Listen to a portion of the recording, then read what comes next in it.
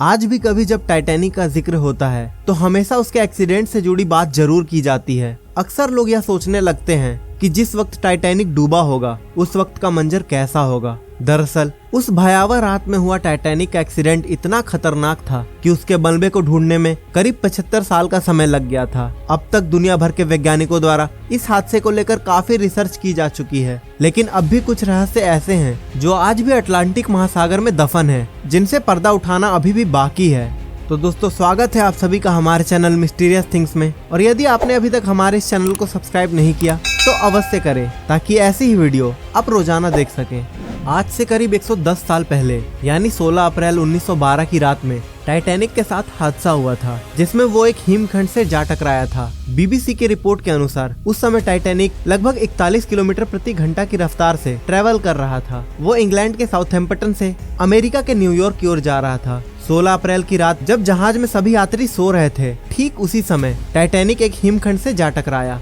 इस हादसे में करीब 1500 से अधिक यात्रियों की मृत्यु हो गई थी। बता दें कि यह हादसा अटलांटिक महासागर में हुआ था। टाइटैनिक को लेकर एक बात और कही जाती है कि यह विश्व का न डूबने वाला जहाज था, लेकिन वह अपनी पहली ही यात्रा के दौरान डूब गया।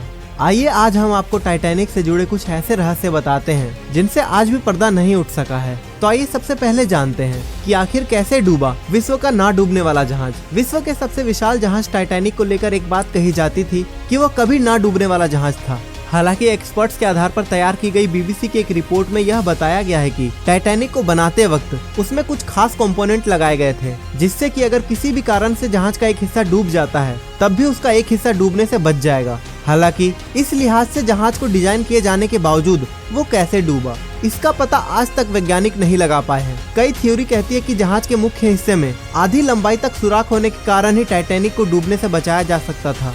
जहाज बनाने और नेविगेटर सिविल इंजीनियर थ्योरी बताते हैं टाइटैनिक का प्रचार इस तरह से किया गया था कि यह डूब नहीं सकता। इसकी वजह यह थी कि बहुत सारे तहखाने बनाए गए थे जो वाटर टाइट दीवारों से बने थे। तहखाने की 2 कतारों में पानी भरने की स्थिति में जहाज डूबने वाला नहीं था, लेकिन आइसबर्ग से टक्कर ने जहाज को काफी नुकसान पहुंचाया और वाटर टाइट कंपोनेंट की कई दीवारों को नष्ट कर दी थी।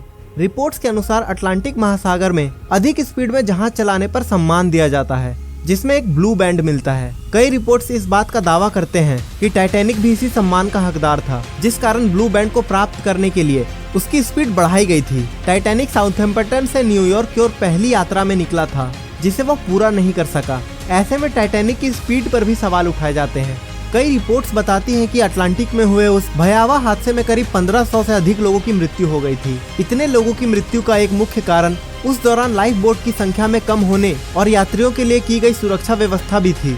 ऐसे में अब भी लोगों की मौत को लेकर उठाए जाने वाले सवालों के जवाब जानने अभी बाकी हैं। कई लोगों का अब भी यह सवाल है कि क्या टाइटैनिक की स्पीड बनी एक्सीडेंट की वजह। टाइटैनिक के कैप्टन स्मिथ के ऊपर भी यह इल्जाम लगाए गए थे कि वे अटलांटिक को जल्द से जल्द क्रॉस करना चाहते थे, जिस कारण वे तेज स्पीड से जहाज को लेकर जा रहे थे। वहीं कई रिपोर्ट्स ये बताते हैं कि कैप्टन स्मिथ ने जहाज की स्पीड इसलिए तेज की थी क्योंकि वे कोयले को जल्द से जल्द खत्म करना चाहते थे। ऐसे में अक्सर टाइटैनिक की स्पीड पर भी कई तरह के सवाल उठाए जाते रहे हैं। टाइटैनिक के 2 टुकड़े हो जाना अपने आप में ही काफी हैरान करने वाला विषय है। इसलिए आज तक दुनिया भर में कई विशेषज्ञ इस बात का पता नहीं लगा पाए हैं कि आखिर टाइटैनिक के 2 टुकड़े किस कारण से हुए। टाइटैनिक के एक्सीडेंट को लेकर एक अहम वजह क्रू के पास दूरबीन न होने का भी बताया गया है।